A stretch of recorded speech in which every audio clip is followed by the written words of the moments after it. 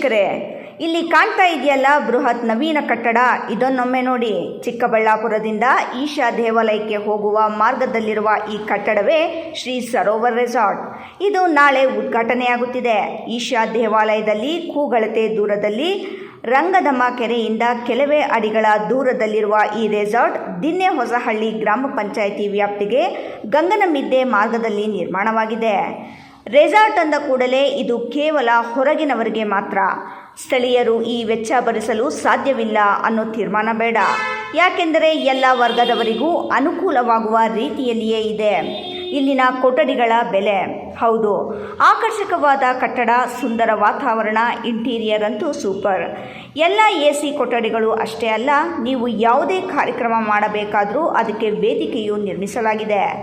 Projector ಮತ್ತು screening ಇದ್ದು ನಿಮ್ಮ ನೆನಪುಗಳನ್ನು ಇಲ್ಲಿ ಪ್ಲೇ ಮಾಡಿ ನೋಡಲು ಅವಕಾಶವಿದೆ.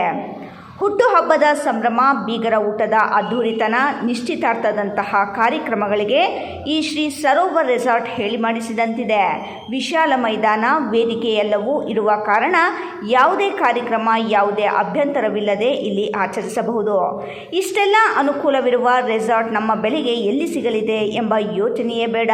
ಸ್ಥಳೀಯರಿಗಾಗಿಯೇ ವಿಶೇಷ ರಿಯಾಯಿತಿ ನೀಡಲು ರೆಸಾರ್ಟಿನ ಮಾಲೀಕರು ನಗರಸಭೆಯ ಮಾಜಿ ಉಪಾಧ್ಯಕ್ಷರಾದ ಜೆ ನಾಗರಾಜ್ ಅವರು ಭರವಸೆ ನೀಡಿದ್ದಾರೆ. ರಾಜಧಾನಿ ಬೆಂಗಳೂರು ಸೇರಿದಂತೆ ಸುತ್ತಮುತ್ತಲ ವ್ಯಾಪ್ತಿಯ ಜನರು ಯಾವುದೇ ಸಣ್ಣ ಪುಟ್ಟ ಕಾರ್ಯಕ್ರಮಗಳಿದ್ದರೂ ಶ್ರೀ ಸರೋವರ್ ರೆಸಾರ್ಟ್ ಸಂಪರ್ಕಿಸಬಹುದು.